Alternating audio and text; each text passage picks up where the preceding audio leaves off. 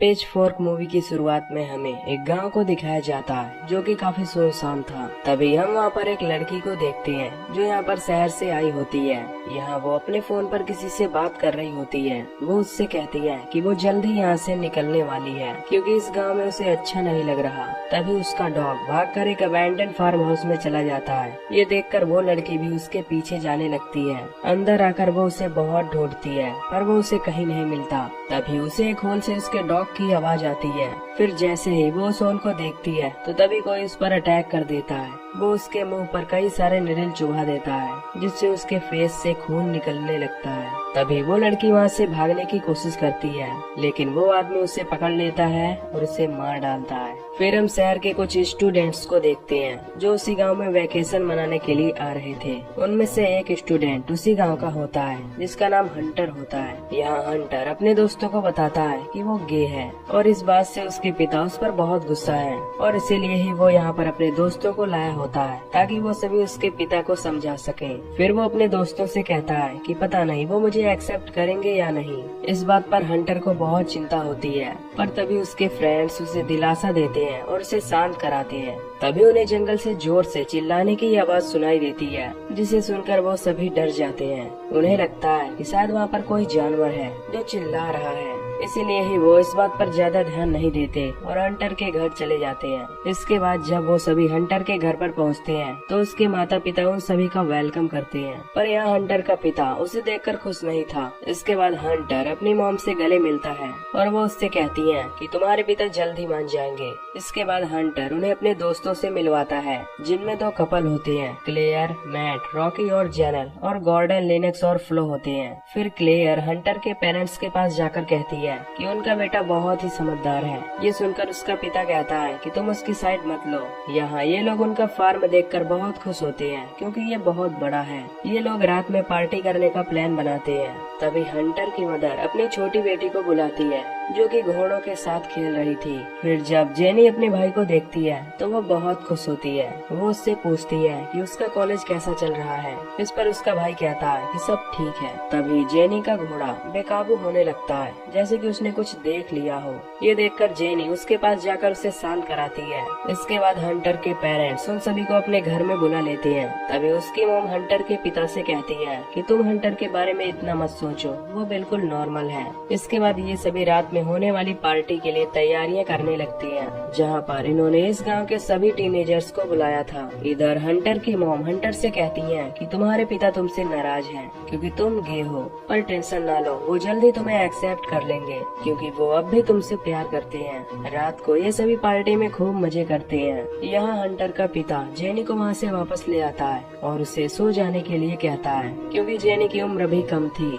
इसीलिए उसका फादर नहीं चाहता था कि वो पार्टी में जाए। तभी जेनी अपने पिता से कहती है कि मेरा क्लोजेट चेक करो, कहीं वहाँ पर मॉन्स्टर तो नहीं है। फिर जब जेनी का पिता उसके क्लोजेट को चेक करने जाता है पर तभी कोई उसे वहीं पर बंद कर देता है। ये देखकर जेनी बहुत डर जाती है और अपने पिता को आवाज लगाने लगती है। तभी उसका फादर क्लोजेट से बाहर आता है और कहता है कि मैं तो बस मजाक कर रहा था। तभी जेनी कहती है कि वो उसके बेड के नीचे देखना भूल गया है। ये सुनकर उसका फादर जब उसके नीचे चेक करता है तो तभी कोई उस पर अटैक कर देता है। जेनी को लगता है कि उसका फादर उससे मजाक कर रहा है लेकिन तभी उसके बेड के नीचे से एक पेच फोर्क निकलता है जिसे देखकर वो बहुत डर जाती है। यानी उसका पिता मजाक नहीं कर रहा था। अब जेनी के चिल्लाने की आवाज सुनकर उसकी माँ उसके कमरे में जाने लगती है लेकिन तभी उसे बेसमेंट से कुछ आवाज सुनाई देता है और वो वहाँ जाने लगती है। वो सोचती है कि शायद बेसमेंट में जेनी है, इसीलिए ही वो उसे ढूंढने लगती है। तभी हम उसके पीछे एक आदमी को देखते हैं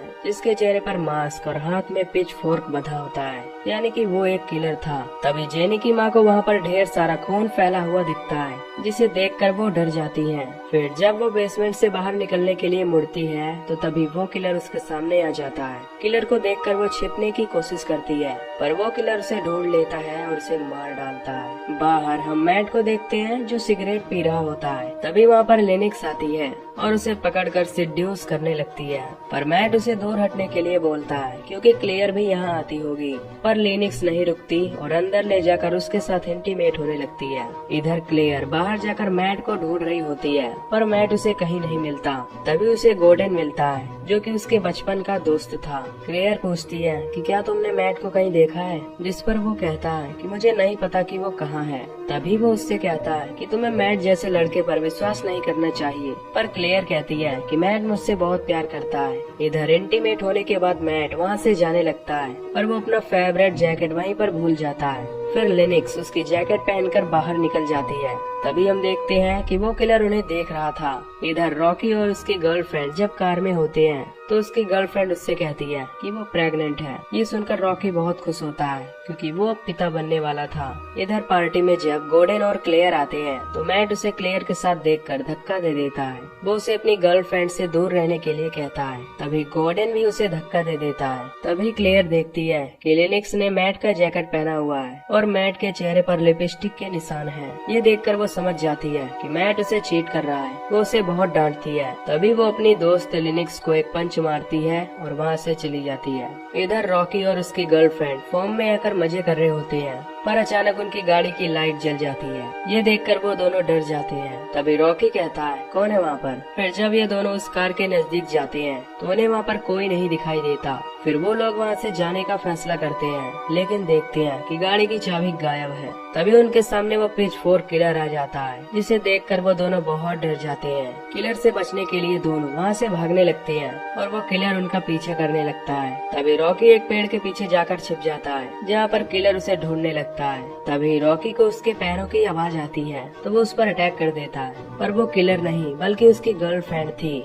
जिसे वो गलती से मार देता है। पर तभी वो किलर वहाँ पर आ जाता है और रॉकी के सर में पिचफोर्क घुसाकर उसे मार देता है। इधर क्लेयर नाराज होकर वापस अपने कमरे में जा रही होती है। तभी उसे जेनी के कमरे में ढेर सारा खून फैला हुआ दिखता है। फिर जब वो ये बात हंटर को बताती है तो वो अपनी फैमिली को लेकर काफी परेशान हो जाता है। वो फौरन पुलिस को कॉल करता है और उनसे कहता है कि उसकी फैमिली गायब हो गई है और उसे लगता है कि किसी ने उन पर अटैक किया है, इसलिए वो जल्द से जल्द यहाँ पर आ जाएं। इधर क्लेयर अपने बाकी फ्रेंड से जाकर कहती है कि यहाँ पर कोई किलर आ गया है और उसने शायद हंटर की फैमिली को मार डाला है, इसलिए हमें जल्द से जल्द यहाँ से निकलना होगा। साथ ही वो कहती है कि हमारी वैन भी यहाँ से गायब हो गई है। ये सुनकर सभी लोग काफी हैरान हो जाते हैं। तभी गॉर्डन क्लेयर से कहता है कि मैं और मैट वैन को ढूंढने जाएंगे और तुम लोग हंटर को संभालने के लिए उसके पास जाओ। जब वो दोनों वैन को ढूंढने जा रहे होते हैं तो देखते हैं कि वो किलर लड़कियों के नजदीक आ रहा है। तभी वो किलर उन लड़कियों पर अपने एक्स से अटैक कर देता है, पर गॉर्डन उसके आगे आ जाता है, जिससे वो एक्स उसे लग जाता है और उसकी वहीं पर मौत हो जाती है।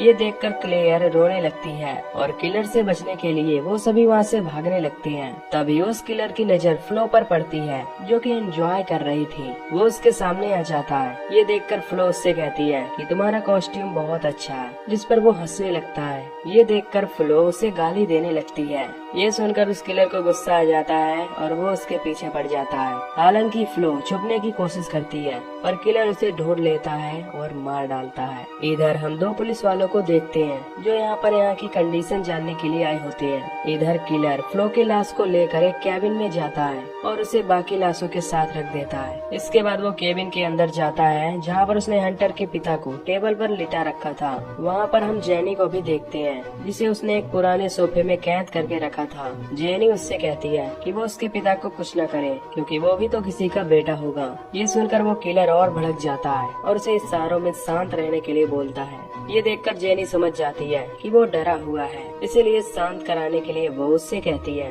कि वो उसके साथ है और अब उसे कोई परेशान नहीं करेगा। ये सुनकर वो किलर शांत हो जाता है और उसकी बात मानने लगता है। यहाँ जेनी को जानवरों से बहुत लगाव था और वो इसी ट्रिक का यूज उस किलर पर करती है, क्योंकि वो भी एक जानवर की ही तरह था। यहाँ जेनी उसे हैंडल कर ही रही होती है कि तभी उस किलर को बाहर से कुछ आवाज आती है। हम देखते हैं कि बाहर हंटर है, जो उसे आता देखकर वहीं पर छिप जाता है। तभी हंटर की नजर उन लाशों पर पड़ती है, जिसमें उसकी माँ भी शामिल थी। ये देखकर वो बहुत रोता है। तभी उसे जेनी की आवाज आती है। फिर वो अंदर जाता है और देखता है कि अंदर उसके पिता और जेनी है। फिर वो अपने पिता के पास जाता है और उनसे कहता है कि वो उन्हें यहाँ से बाहर ले जाएगा। उसका पिता कहता है कि वो उसे माफ कर दे, वो उससे बहुत प्यार करता है, पर वो उसे समझ नहीं पाया। हंटर कहता है कि वो भी उससे बहुत प्यार करता है। इधर वो किलर जब उन पुलिस वालों को देखता है तो उन्हें जान से मार डालता है। इधर हंटर का पिता उससे खुद को जान से मार देने के लिए कहता है, क्योंकि अब वो जिंदा नहीं रह सकता।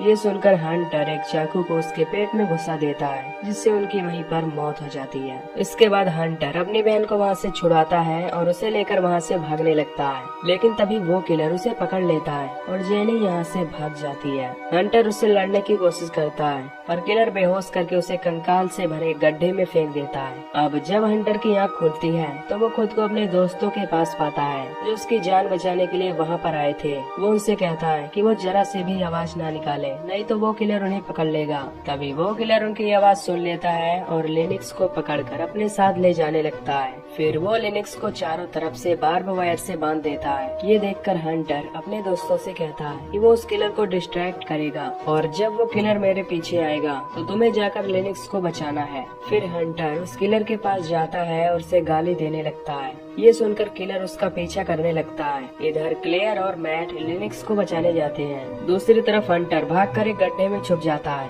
और वो किलर उसे ढूंढने लगता है। इधर मैट और क्लेयर लिनक्स को छुड़ाने की कोशिश करते हैं, लेकिन वो उसे नहीं छुड़ा पाते क्योंकि वो बार्ब वायर उसके स्किन में घुस गई थी।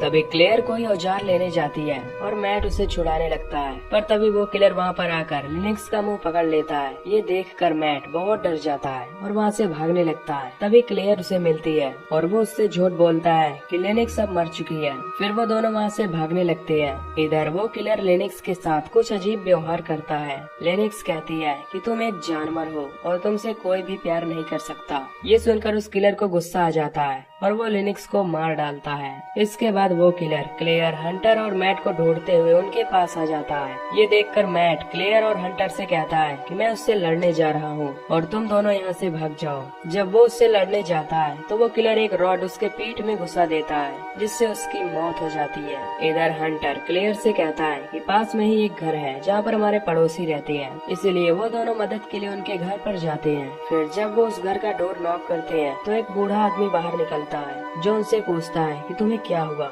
हंटर उससे कहता है कि उसे पुलिस को कॉल करना है क्योंकि एक किलर उनके पीछे पड़ गया है। ये सुनकर वो बूढ़ा आदमी उन्हें घर के अंदर बुलाता है और उनसे पूछता है कि वो कैसा दिखता है। हंटर कहता है कि उसने एक मास्क पहना है और उसके हाथ में एक पिच फोक था। ये सुनकर वो बूढ़ा उन पर हंसने लगता है। फिर वो शेरिफ को कॉल करने के लिए अंदर जाता है। वो अंदर जाकर कॉल करने का नाटक करता है और उनसे कहता है कि उसने शेरिफ को बुला लिया है। तभी वो अपनी वाइफ को बुलाता है और उससे कहता है कि उनके घर में कुछ मेहमान आए हैं, तो आओ उनका वेलकम करो। उसकी वाइफ काफी बियर्ड थी, लग रहा था कि वो एक साइको है। फिर वो उन दोनों को एक ड्रिंक पीने के लिए देते हैं। तभी क्लेयर और हंटर को उनके घर पर खून फैला हुआ दिखाई देता है, जिसे देखकर वो समझ जाते हैं कि वो गलत जगह पर आ गए हैं। फिर जब वो वहाँ से बाहर निकलने की कोशिश करते हैं तो तभी दोनों बेहोश हो जाते हैं, क्योंकि उन्होंने उनके ड्रिंक में बेहोशी की दवा मिलाई थी। जब हंटर बेहोश होने वाला होता है तो तभी वो किलर उनके सामने आ जाता है। उसे देखकर वो समझ जाता है कि वो उसके बचपन का दोस्त बैन है और ये कपल बैन के माता पिता हैं। तभी उस किलर का पिता उसका कान पकड़कर कहता है कि तुम्हारी हिम्मत कैसे हुई बेसमेंट से बाहर आने की। फिर वो तुरंत उसे पकड़कर बेसमेंट में ले जाता है और उसे वहाँ से बाहर निकलने के लिए मना करता है। फिर जब क्लेयर और हंटर की आंखें खुलती हैं तो वो देखते हैं कि उन्हें बांधा हुआ है। तभी वो कपल उन्हें टॉर्चर करने लगते हैं और उन्हें मार डालने की धमकी देते हैं। तभी वो लेडी हंटर का मुंह टेप से बंद कर देती है और उसके फेस पर अपना यूरिन गिराती है। तभी वो उससे कहती है कि तुम काफी हैंडसम हो। ये कहकर वो उसका रेप करने लगती है। जब क्लेयर उसे ऐसा करने से मना करती है तो वो बूढ़ा उसके कान में एक पेन घुसा देता है। अब ये सब टॉर्चर देखकर बैन को काफी गुस्सा आता है, क्योंकि उसके माता पिता उसे भी ऐसे ही टॉर्चर करते थे। फिर वो उन्हें प्यार की परिभाषा बताने लगती है और कहती है कि ये जो तुम सब करते हो ये सब एक धोखा है, असली प्यार तो मेरे बेटे से पूछो क्या होता है। फिर वो बैन की पैंट में हाथ डालती है और उससे कहती है कि वो उससे बहुत प्यार करती है। इससे हमें पता चलता है कि ये दोनों कपल बैन को सेक्सुअली टॉर्चर करते थे, जिसकी वजह से आज बैन की ये हालत हो गई थी। तभी बैन का पिता हंटर को मारने जाता है, पर तभी जेनी वहाँ आकर उसे शूट कर देती है। ये देखकर वो लेडी क्लेयर को पकड़ लेती है और उसे मारने की धमकी देती है, पर तभी बैन अपनी माँ के पीछे से आकर उसे काट कर मार डालता है। ये सब देखकर वो तीनों वहाँ से भागने लगते हैं और बैन उनका पीछा करने लगता है। जब बैन उनके पीछे आता है तो तभी जेनी आकर उससे कहती है कि उसके पेरेंट्स ने उस पर टॉर्चर किया था और उसकी इस हालत के जिम्मेदार वही लोग हैं, लेकिन अब वो लोग मर चुके हैं, इसलिए उसे अब कोई टॉर्चर नहीं करेगा, तो उसे अब लोगों को मारने की कोई जरूरत नहीं है। ये सुनकर बैन भी शांत होने लगता है। पर तभी हंटर और क्लेयर बैन की चैन पकड़कर उसे पेड़ पर लटका देते हैं, जिससे अब बैन मारा जाता है। अब तीनों को भागते हुए सुबह हो जाती है और तभी हम देखते हैं कि बैन अभी भी जिंदा है। जब वो इन पर अटैक करने आता है तो जेनी उसे अपना हाथ दिखाती है, जिससे बैन रुक जाता है और उसकी बातें मानने लगता है और यहीं पर ये मूवी एंड हो जाती है। तो दोस्तों, अगर आपको ये मूवी की एक्सप्लेनेशन पसंद आई हो तो वीडियो को लाइक कर देना और चैनल को सब्सक्राइब जरूर कर देना। बाकी मैं मिलूंगा आपसे अगली वीडियो में। Till then take care, love you, bye bye.